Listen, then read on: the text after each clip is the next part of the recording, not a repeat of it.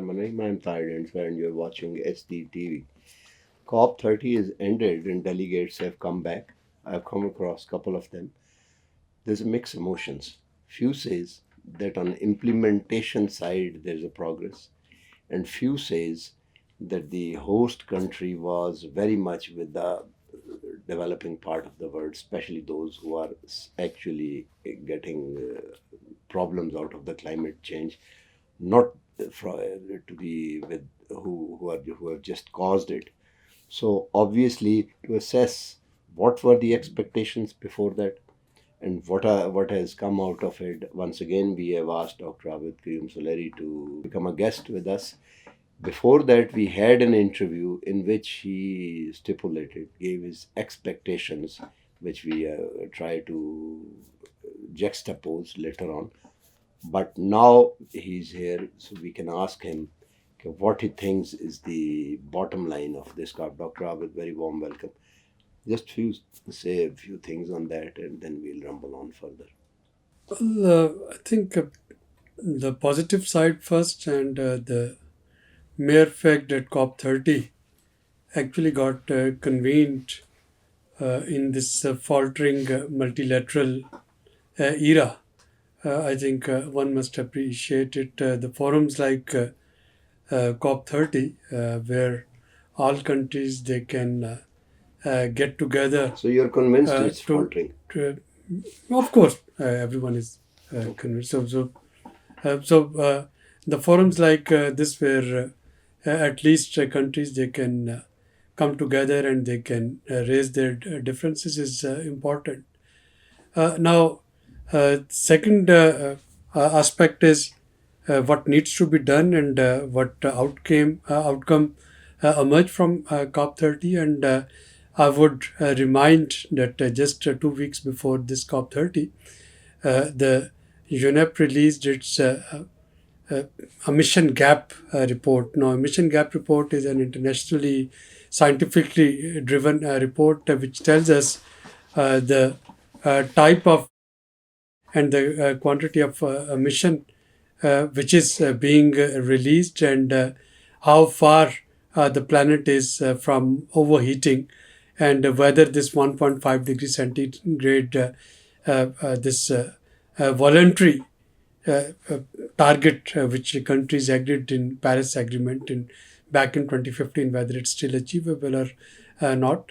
So just before COP30, the Emission Gap Report, it told us that in next 5 years, the planet would be surpassing this 1.5 degree centigrade temperature if the business as usual continues, which means a lot needed to be done, and urgency was reflected not only through the reports, this data, but the different weather extreme phenomenons which one observed in 2025, starting from one part of the earth to the other, and even now Sri Lanka and Thailand and Indonesia, they are observing one of the worst rainfall led floods of their recent histories.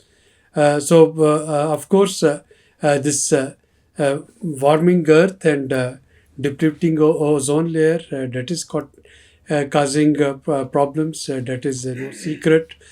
Science is proving it, the evidences are proving it, and which meant that COP30 needed some serious business. Did they do it? The President Lula, he termed COP30 would be COP of truth, and I think the truth is that we are still not ready to act as a community of nations, and we couldn't collectively agree what needed to be done. The only major output is about a framework of adaptation, a pathway on adaptation. The COP delegates did agree on such framework. They also agreed on tripling the financing for adaptation. But where the lacuna is that there is no benchmark. So if there is no benchmark, what will be tripled, it simply mean that it would not be implemented, because each country You and cannot measure it. of course, so if we don't know from where to start and what needs to be tripled, so in the next COPs, we can again come up with progress reports, which would be maybe very fancy, but in real terms, it would mean nothing. Likewise, the loss and damage fund, which has started now, but again, the pledges, they are so meager that one shouldn't expect anything out of loss and damage fund. Right now, there is a call for global call for proposal for a $250 million dollars of Billion or million? million dollars of funding. Million or billion? Million. Million. So it's a global call. So that is the type of pledges there are. It's very less if it's 200. Of course, that's why I'm Billion could have been some size. that's why I'm saying that it's a sort of a non-starter. It's unbelievable. Yeah.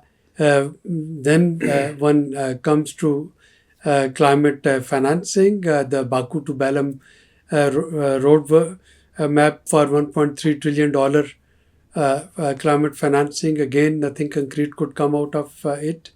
The major roadblock was fossil fuel.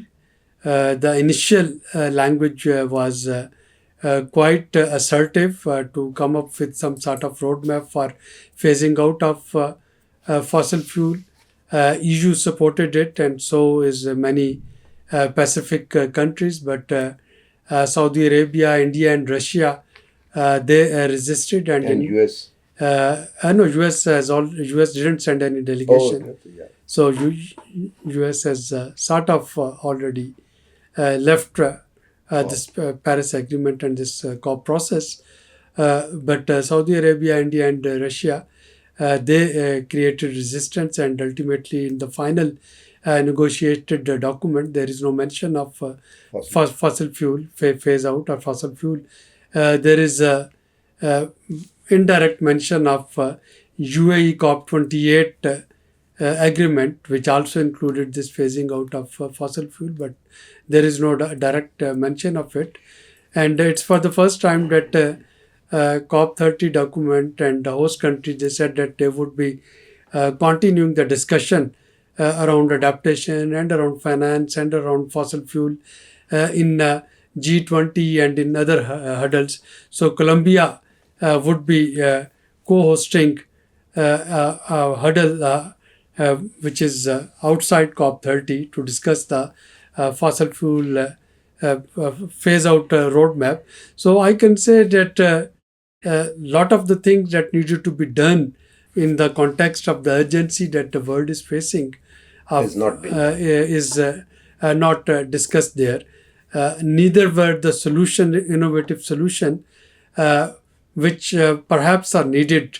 Now, if we know that in 5-year time, world would exceed 1.5 degree centigrade temperature, so it means that the discussion has to be shifted to carbon capture, and it has to be shifted to Carbon new markets and all that. no, not carbon market, carbon capture. If we know that carbon emission would continue, now the discussion should be on new technologies which can actually capture that carbon and which can tone down its impact on ozone, so that the planet doesn't get warmed up.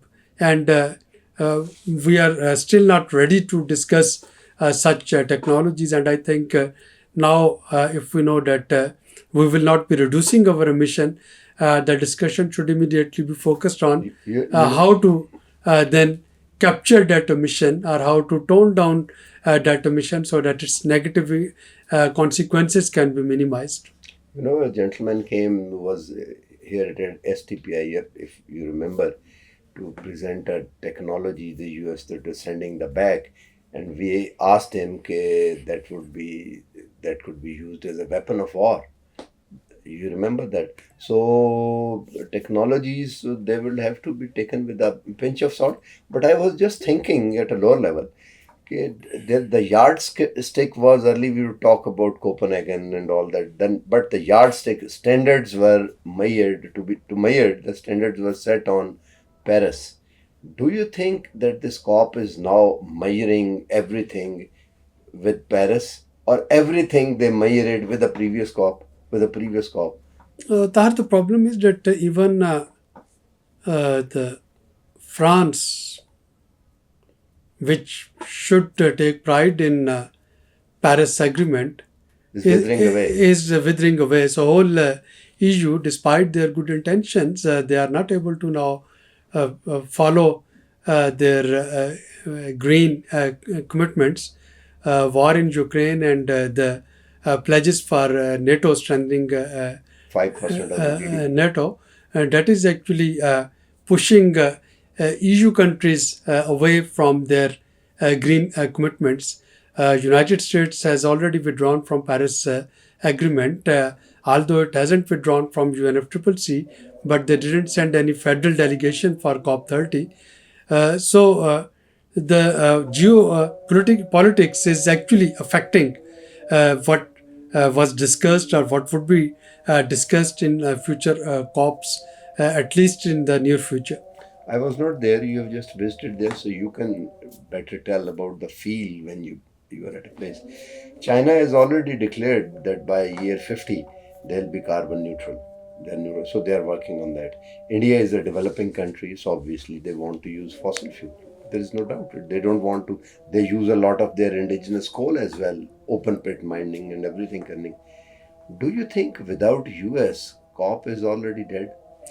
Not without US. I think a withdrawal of US, it was already there before Biden's presidency. When Trump in the first presidency withdrew from this COP process and Paris Agreement, it's not the withdrawal of US. After withdrawal of US, at least there were EU and China. They were able to fill in the vacuum, leadership vacuum, and be leader in this whole climate discourse. Now the problem is that US has withdrawn, and the European Union is not in a position to take a leadership role without money. And if both US and EU, with their respective compulsions, will not be leading the process, then China is in no hurry to fill in that vacuum. China is leading the green transformation in another way, and that is through green technology. There is no doubt that China, through its energy, green energy transformation, whether it is solar or wind, is already leading it. But will many of those commitments in the Paris Agreement will be binding commitments? That's where, of course, China has no hurry to lead the process. For example, along with G77 plus China, where Pakistan is also a member and China was also there was a consensus on opposing this use of green technologies and carbon emission as a unilateral trade barrier. EU's CBAM mechanism, which of course from Pakistan's perspective, from India's perspective, from Bangladesh perspective, any exporter of EU that export to EU from China to Pakistan would be worried. So of course our position is very clear. We don't want we want carbon emission to be reduced, but we don't want it to be used as a weapon to curb our exports. So that's where China, of course, opposed this unilateral use of carbon emission as a trade barrier. So China has its own compulsions. So right now, I don't see any champion who can champion this green transformation or green technology transformation in a broader scheme of things. So if US is not there, EU is not there, and China has its own reservations, then of course we need to look at a new champion, which right now is not there. You led the research community through. You had a career in research, and as far as the research community is concerned, first you analyze and then you synthesize.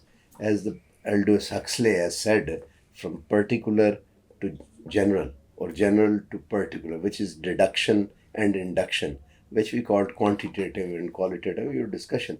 Do you think that this is only for analysis, or we have some hope that there would be some synthesis for the world community before the next COP, or we are moving toward? I think there would be some synthesis. I'm not pessimistic and I haven't lost hope.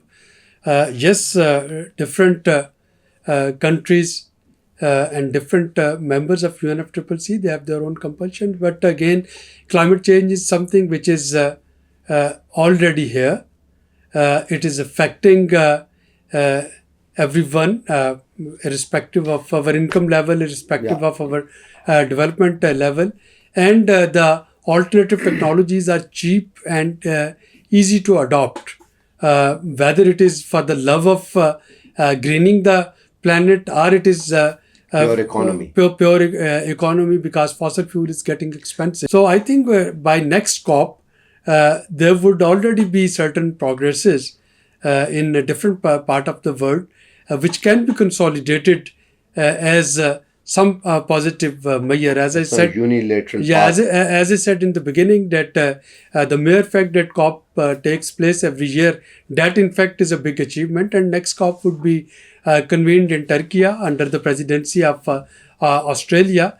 And of course, Turkey and Australia together, they would be hoping to bring something back on table that can be negotiated in a better manner. And yes, 1.5, even if it is difficult to curtail it, the temperature through reducing our carbon emission, I think it's the technological advances which of course are risky because they are not tested yet. But technology, if it is tested and even if it is risky, it can be improved. So I think now the hopes are on technological advances where China is taking a lead. And petro-states would have a natural interest to come up with carbon capture and carbon sequestration so that they can continue selling their fossil fuel. So I think there would be a different kind of discussion in the next COP, but discussion would be there. So as long as recognition of a problem is there, Still, it's analysis. I'm it is not synthesis. Yeah, I'm hopeful that there would be some sort of solution. Okay, last question. From another perspective, I'd ask the last question. Do you think that progress has slowed down to an extent where it has become meaningless, or if not meaningless, it's minuscule? Again, progress hasn't slowed down. If one look at China, the total installed solar energy that China installed is greater than rest of the world. The total installed wind energy that China installed is higher than the installed wind energy in rest of the world. Pakistan installed 16 gigawatt of solar energy in the first 9 months of this calendar year, equivalent to what it installed in the 2024. And by the end of the year, if this pace remains, perhaps in 2026, our installed solar energy will be equal to our conventional energy sources. And it is just 2 countries, I'm telling you. So the countries, they are shifting towards green energy, whether it is within the framework of UNFCCC and framework of COP or COP commitment, or it's outside it. So I would say that COP 30 or COP process is at least serving one purpose, and the purpose is that it's a science which is informing us of the rapid warming of this planet and its consequences. Now the countries, whether they are taking actions collectively or they are taking it in their individual capacity, they are taking those actions. So I would say that if Paris Agreement was not there, perhaps this Earth could have been a much warmer planet. What it is now. So we must be thankful to Paris Agreement and we must be thankful to COPs, even if they are not yielding the desired result, they are yielding some results. So that is the impression of a delegate who's understanding and acumen. We don't have to question. We know he's been doing it. He understands the research, and he's hopeful. So I think with this we don't need to comment any further. But on the lighter side, I was just thinking, if you go on an international flight, they would give children a puzzle to detach the two parts of a puzzle, and they have observed that an average IQ person of 100 IQ would solve that in 4 hours, and 4 hours is the time of the flight. So I don't know which is true, but whether it's some original solution that's going to come up. But with the absence of US, which is the largest polluter, I think things are grim. And obviously, Dr. Abid has indicated Europe. We are not discussing it. It's very, very serious. German economy is in recession, deep recession. For the last 3 or 4 quarters, it's in recession. Their armaments part is making money because they're selling it to Ukraine. But their car industry is on the tenterhook. They're not selling it. They're going down. They're winding up factories and all that. And the armaments of the France, they are not that much compatible, missiles and all that, so they can sell and all. So Europe is in a deep trouble, recession itself. So it is very difficult. The nuclear plant, some of the nuclear plants, they closed. I was reading somewhere that there's a serious thinking somewhere that they should restart them back. So let's hope. Let's see. If one delegate is hopeful, then I think at least as a forum, it should continue. With this, we'll come to the end of the program. Bye for now.